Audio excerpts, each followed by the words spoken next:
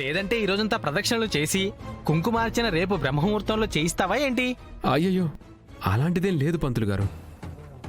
గుడికి నా పెద్ద మరదలు వస్తేను మాట్లాడేసరికి కొంచెం ఆలస్యం అయింది. సరే సరే, చెప్పింది గుర్తుంది కదా? ఏం చెప్పారండి?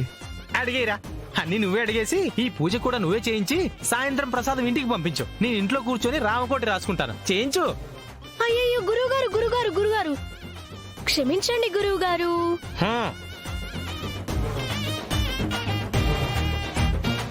ఇప్పుడు ఆయన ఏమన్నారానండి అంతలా విసుక్కుంటున్నారు? పంతుళ్ళు మా మధ్య 1,00,000 ఉంటాయ్యా. మధ్యలో నీ ఇన్వాల్వ్మెంట్ ఏంటట? చిన్న పంతులని జాలి చూపిస్తున్నావా ఏమిటి? అయ్యయ్యో, లేదు పంతులు గారు. సరే, మీరే చెప్పండి ఏం చేయాలో. అది అలా ఉండాలి. కుంకుమార్చన అయిపోగానే కొన్ని పూజా విధానాలు చెప్తాను, అవి పాటించండి. భార్య కడుపుతో ఉందని చెప్పారు కాబట్టి బంగారం లాంటి బిడ్డ పుడుతుంది. బిడ్డకు మంచి భవిష్యత్తు సిద్ధిస్తుంది. మీరు ఎన్ని పూజలైనా చేయండి పంతులు గారు. నా భార్య కడుపులో పెరుగుతున్న బిడ్డ క్షేమంగా ఉండాలి. వాళ్ళ కోసం ఏం చేయడానికైనా సిద్ధంగా ఉన్నాను.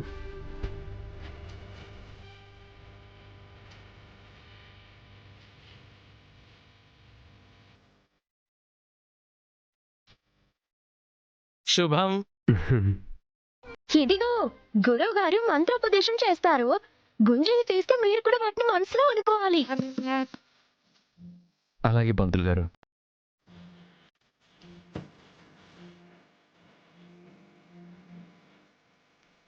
ఇప్పుడు ఏం చెప్పాలో అర్థం కావట్లేదే. ఎలా మేనేజ్ చేయాలి? మంత్రాలు రావంటే దేవా మేము అసలైన పంతులం కాదని కనిపెట్టేస్తాడు. ఇప్పుడు ఎలా రా నాయనా? పంతులుగా ఆయన పూజ చేయడం ఏంటి శివ? ఆయన డాక్టర్ కదా, మందుల గురించి తెలుసు కానీ మంత్రాల గురించి ఏం తెలుసు? అవునన్నయ్య, అనవసరంగా లాక్ అయిపోయాడేమోనని నాకు భయంగా ఉంది. ఇలాంటి టైంలో సమయస్ఫూర్తితోటి ఎలాగోలా మేనేజ్ చేయమని నేను చెప్పానులే. ఇదంతా నటన అని తెలిస్తే మంచివాడిగా మారిన దేవా కూడా మళ్ళీ మామూలు స్థితిలోకి వచ్చేలా ఉన్నాడు. వెంకటపతి రాజు గారు, ఎలాగోలా మేనేజ్ చేయండి.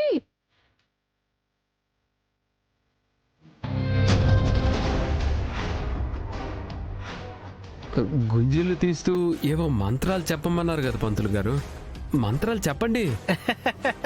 అది అది అది మర్చిపోయాను. ఏమంటున్నారు? అదే, మీరు గుంజీలు తీస్తూ ఉండండి, నేను మంత్రాలు చదువుతాను. అలాగే.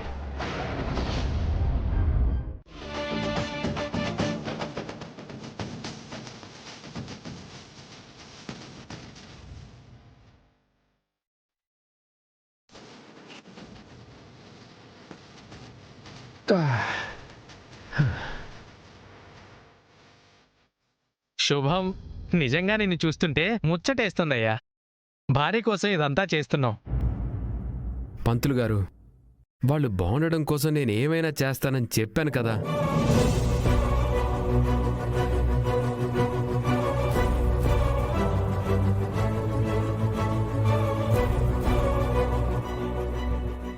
పాపం తను నా కోసం తనకిష్టమైన అన్నయ్యని అక్క చెల్లెలని వదిలేసి వచ్చింది.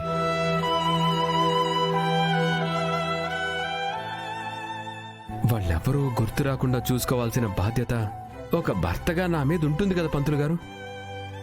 నీకంతా మేలే జరగాలి బాబు.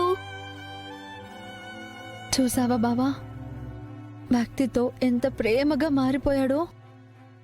నాకంటే బాగా చూసుకోవాలి అనుకుంటున్నాడు శివ. ఇంతకన్నా మంచి రోజు ఉండదు. ఇద్దరూ బాగుండాలి.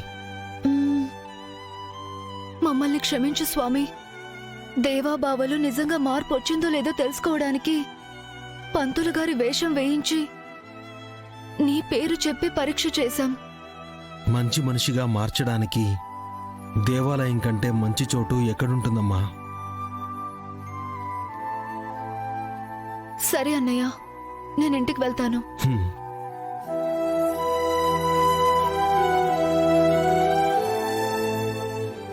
ఇక టెస్ట్లన్నీ మీరు విజయవంతంగా పూర్తి చేశారు. టెస్ట్లేంటి పంతులు గారు?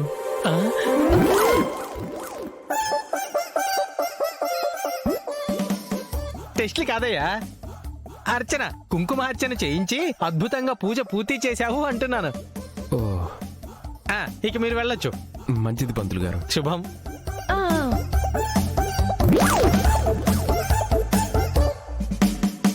అమ్మయ్యా.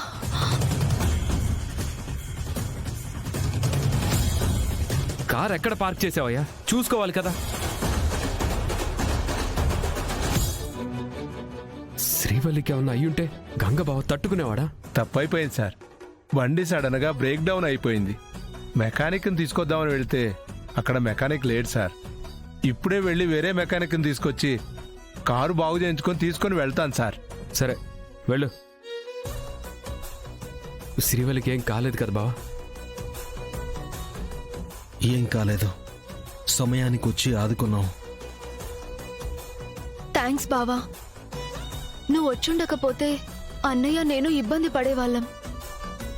అయ్యో థ్యాంక్స్ దేనికి శ్రీవల్లి? మీరు పరాయి వాళ్ళేం కాదు కదా. నాగవల్లి పేరు మీద కుంకుమార్చన చేయించడానికి వచ్చాను. పూజ అయిపోయింది, నేను వస్తాను బావా. హ్మ్.